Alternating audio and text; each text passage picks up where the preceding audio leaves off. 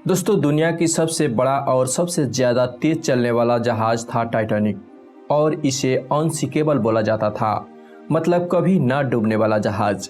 लेकिन ऐसा क्या हो गया कि अपनी पहली सफ़र भी पूरा नहीं कर पाए और सैकड़ों मुसाफिरों को समुंदर के गोद में हमेशा के लिए सुला दिया। क्यों ऐसा हुआ? कौन है इसका असली कसूरदार? क्या टाइटैनिक पर रहे सभी लोगों को बचाया जा सकता था? समुंदर में हजारों शिप चलती है, लेकिन टाइटैनिक के आसपास कोई भी शिप क्या नहीं था जो टाइटैनिक पर सवार लोगों को बचा सकता था?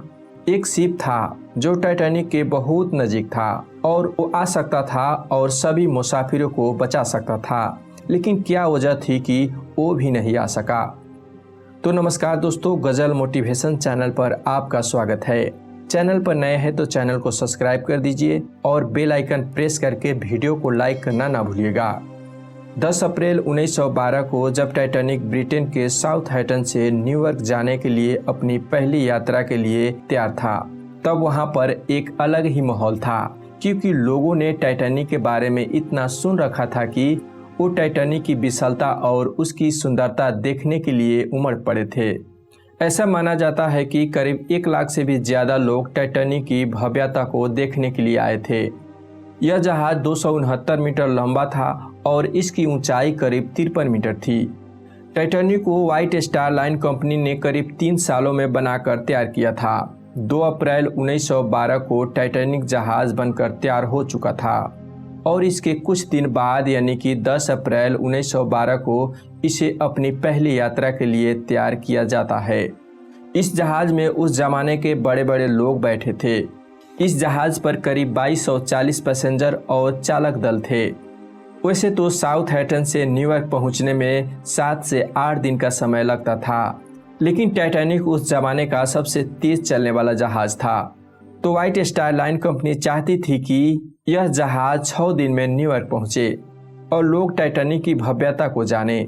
इस वजह से कंपनी की ओर से टाइटैनिक के कैप्टन स्मिथ को जहाज को फुल स्पीड में चलाने की इजाज़त मिले हुए थे। टाइटैनिक को बने हुए अभी ज़्यादा समय नहीं हुआ था और न ही टाइटैनिक को सेफ्टी टेस्ट और ट्रायल हुए थे, लेकिन इतना जल्दी क्या थी कि टाइटैनिक को एक लंबी यात्रा के लिए भेजा जा रहा था। इसका एक बहुत बड़ा कारण था। दरअसल व्हाइट स्टार लाइन कंपनी के एक और शिप थी, ओलंपिक। मार्च 1912 को ओलंपिक शिप में खराबी आ गई थी। इस वजह से ओलंपिक इमरजेंसी में बंदरगाह पर रिपेयर होने के लिए आई, लेकिन शिप इतनी बड़ी थी कि इसको रिपेयर होने में कई महीनों को समय लग जाता है। इस वजह से व्हाइट स्टार लाइन कंपनी का बिजनेस इस महीनों में बंद पड़ जाता, तो कंपनी ने अपनी बिजनेस को जारी रखने के लिए अगले ही महीने यानी कि अप्रैल में अपनी नई शिप टाइटैनिक को लॉन्च करने का फैसला किया। यहाँ तक तो ठीक था, लेकिन सबसे बड़ी गलती यह थी कि टाइटैनिक का एक ऑफिसर था डेविड ब्लेयर, उसको हटाकर उसकी जगह पर ओलंपिक के एक ऑफिसर नियुक्त कर दी। पहला गलती यही थी। दूसरा गलती ऑफिसर डेविड ब्लेयर ने किया था, क्योंकि टाइटैनिक पर इकलौता दूरबीन जो लॉकर में बंद था, उस लॉकर को चाबी डेविड ब्लेयर अपने साथ लेकर घर चले आए। डेविड ब्लेयर के द्वारा की गई यह छोटी सी गलती आगे चलकर टाइटैनिक को डुबो देती है। जब 10 अप्रैल 1912 को टाइटैनिक अपने पहले ऐतिहासिक सफर पर रवाना होता है, कैप्टन स्मिथ भले भांति जानते थे कि साल के इन महीनों में समुद्र में बहुत ज़्यादा बर्फ मिलते हैं। इस वजह से उन्होंने खतरे को देखते हुए सीधी रास्ते को छोड़ते हुए थोड़ी दूर के रास्तों को चुना, ताकि बर्फ के पहाड़ से बच सके। यह वह समय था जब जहाज़ में बर्फ इत्यादि देखने के लिए ज़्यादा कोई खास टेक्नोलॉजी नहीं होती थी। इस वजह से जहाज़ के सामने थोड़ी ऊंचाई पर एक लुक आउट पॉइंट होती है। इसमें हमेशा 1 से 2 लोग दूरबीन लेकर बैठे रहते हैं, जो दूर तक सामने देखते रहते हैं कि जहाज़ के सामने कोई अड़चन तो नहीं है जिसे जहाज़ टकरा जाए। लेकिन टाइटैनिक जहाज़ पर दूरबीन भी नहीं था।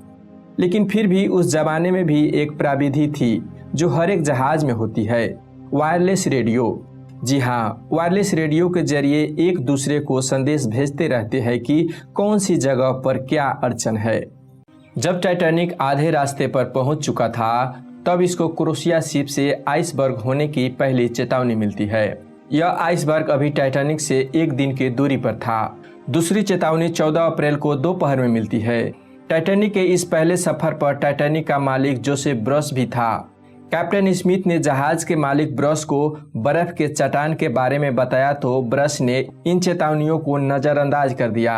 ये तीसरी गलती थी जो हजारों को जिंदगियां समुद्र के हवाले कर दिया। जहाज का मालिक को लगा था कि कभी ना डूबने वाला जहाज है और टाइटैनिक को भव्यता को दिखाने के चक्कर में स्पीड कम करने को नहीं कहा। इसके बाद टाइटैनिक को आइसबर्ग की चट्टान होने की 5 बार और चेतावनियां मिलती है और जो आखिरी चेतावनी मिली वो SS कैलिफोर्निया जहाज से मिली। रात हो चुकी थी और दुर्भाग्य से आसमान में चांद भी नहीं निकला था, जिस वजह से कुछ ज़्यादा दूर तक दिखाई नहीं दे रही थी क्योंकि क्रूज नेस्ट में बैठे लोगों के पास कोई दूरबीन भी नहीं था।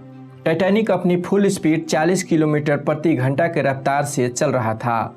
घनघोर अंधेरे में समुद्र के पानी को तेजी से चीरते हुए आगे बढ़ता ही चला जा रहा था, बिना इस बात की परवाह किए कि जिस रास्ते में अभी वो चल रहा है उसके सामने एक बहुत बड़ी बर्फ की चट्टान मौजूद है।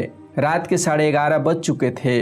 अभी टाइटैनिक बर्फ की चट्टान से तकरीबन 6 किलोमीटर के दूरी पर था और रफ्तार की वजह से 10 मिनट में चट्टान के पास पहुंचने वाला था।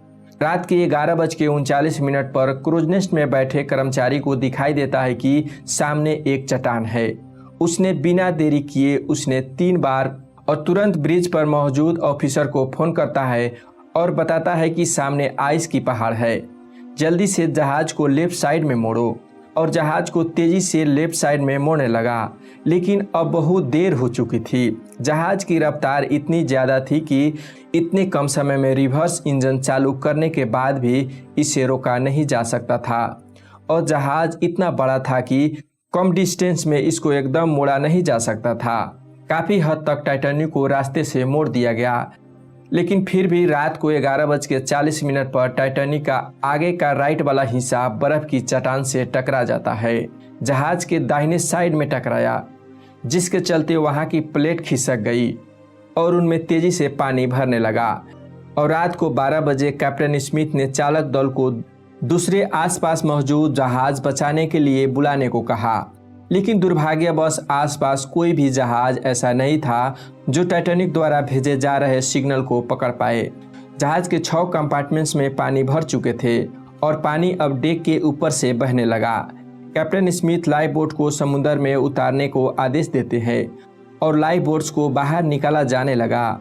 दुर्भाग्यवश उस समय टाइटैनिक पर केवल 20 लाइफ बोट मौजूद थी और एक लाइफ बोट की क्षमता केवल 65 लोगों को ही थी। जो लाइफ बोट उतारी जा रही थी उनमें केवल 27 से 28 लोगों ही भेजा जा रहा था।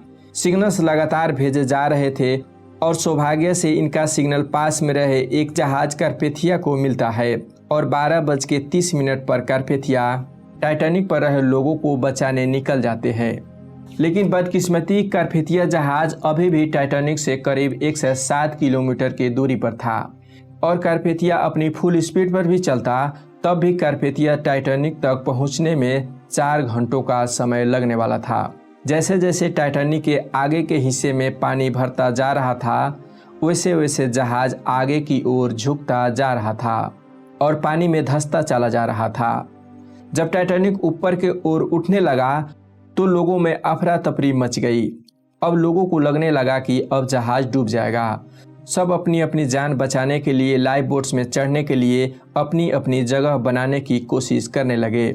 जब आखिरी लाइफ बोट्स उतारा गया उसके बाद भी जहाज पर 1500 से ज़्यादा लोग उस पर मौजूद थे। चारों ओर खौफ का माहौल था। जो लोग तैर सकते थे वह समुद्र के पानी में छलांग लगा रहे थे, लेकिन इस समय तो समुद्र भी बेरहमी दिखा रहा था क्योंकि समुद्र का पानी -2 डिग्री सेल्सियस तक ठंडा था। इतने ठंडे पानी में कोई भी व्यक्ति ज़्यादा से ज़्यादा 15 से 30 मिनट तक ही जिंदा बच सकता था। इधर जहाज के क्रू मेंबर अभी भी मदद की आस में डिस्ट्रेस सिग्नल भेजे जा रहे थे। आसमान में फ्लेयर चला रहे थे ताकि आसपास मौजूद किसी भी जहाज का ध्यान उनकी ओर आए और वह उनको बचाने के लिए आए। टाइटैनिक में तेजी से पानी भरते जा रहे थे और टाइटैनिक बहुत तेजी से डूबने लगा। जब जहाज का आगे का भाग पूरी तरह से पानी में अंदर घुस चुका था तो शॉर्ट सर्किट की वजह से जहाज पर अंधेरा छा गया अटलांटिक ओशियन लोगों की चीख से गूंज रहा था। जहाज का पिछला भाग पूरी तरह से हवा में खड़ा था और दबाव इतना ज़्यादा बढ़ गया कि टाइटैनिक 2 भागों में टूट गया और रात के 12:20 पर आरएमएस टाइटैनिक देखते ही देखते अटलांटिक महासागर की गोद में समा गया। कभी न डूबने वाला जहाज महज 2 घंटे 40 मिनट में समुद्र की गहराई में चला गया। टाइटैनिक के डूबने के करीब 2 घंटे के बाद अगले दिन की सुबह में कार्पेथिया जहाज बचे हुए लोगों को बचाने के लिए आते हैं और केवल 7 से 6 लोगों ही इस हादसे में जिंदा बचे थे। टाइटैनिक पर सवार सभी लोगों को बचाया जा सकता था। टाइटैनिक बर्फ से टकराने के तकरीबन 2 घंटा 20 मिनट तक पानी में तैरता रहा और केवल 37 किलोमीटर की दूरी पर एक और जहाज था जो बाकी लोगों को बचा लेता।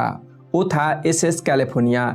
ये जहाज को टाइटैनिक तक पहुंचने में करीब 1 घंटा लगता, जबकि टाइटैनिक 2 घंटा 20 मिनट तक सरवाइव किया। लेकिन बदकिस्मती से रात होने के कारण कैलिफोर्नियन जहाज के कैप्टन ने रात में आगे न बढ़ने का फैसला किया था और दूसरे जहाज से मिलने वाली सभी सिग्नल को बंद कर दिया था, जिसके चलते इससे टाइटैनिक जहाज का कोई भी सिग्नल रिसीव ही नहीं हुआ और टाइटैनिक को मदद नहीं कर सका। तकरीबन 1500 से ज़्यादा लोग मारे गए और देखा जाए तो सबसे बड़ी गलती जहाज के मालिक ने किया था, जो जहाज की स्पीड कम करने को नहीं कहा, जबकि 5 से 7 बार रास्ते में बर्फ होने की सूचना मिले थे। शायद जहाज की स्पीड कम होती तो जहाज को मोड़ा जा सकता था और दुर्घटना होने से बचाया जा सकता। धन्यवाद।